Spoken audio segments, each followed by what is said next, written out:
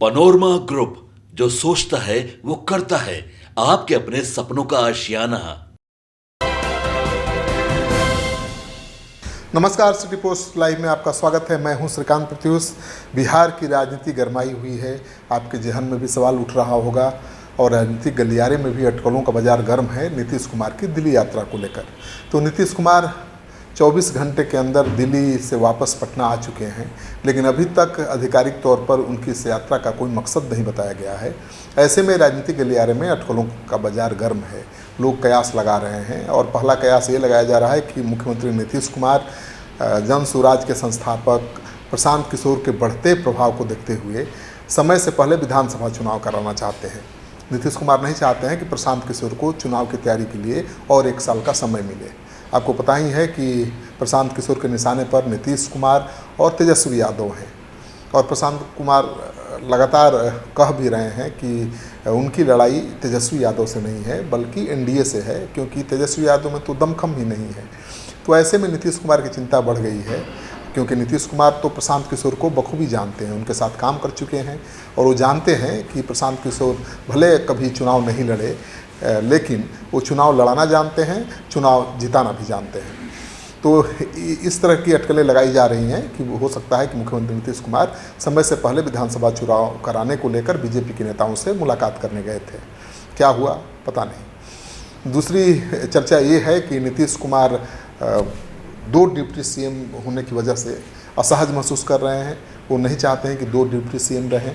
आपको पता ही है कि बिहार में 2 बीजेपी के डिप्टी सीएम हैं, एक हैं सम्राट चौधरी और दूसरे हैं विजय कुमार सिन्हा।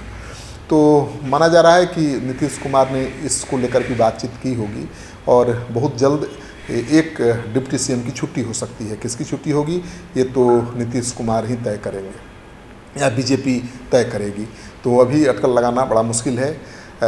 तीसरी चर्चा ये भी है कि नीतीश कुमार झारखंड में जो विधानसभा चुनाव हो रहा है उसको लेकर बीजेपी नेताओं से मिलने गए थे, क्योंकि बीजेपी वहाँ नीतीश कुमार को 3 से ज़्यादा सीट देने को तैयार नहीं है। नीतीश कुमार की पार्टी 5 सीटें मांग रही है और वहाँ अड़चन सरयू राय को लेकर भी है, क्योंकि सरयू राय निर्दलीय चुनाव लड़े हैं जमशेदपुर से और बीजेपी के कद्दावर नेता पूर्व मुख्यमंत्री रघुवर दास को चुनाव हरा कर जीते हैं।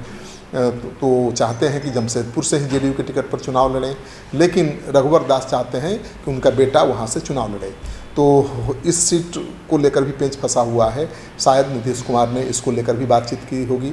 सरयू राय नीतीश कुमार को बेहद करीबी हैं और नीतीश कुमार के दल में भी आ चुके हैं और बड़े नेता हैं झारखंड के, तो उनको बेटिकट करना तो थोड़ा मुश्किल काम होगा।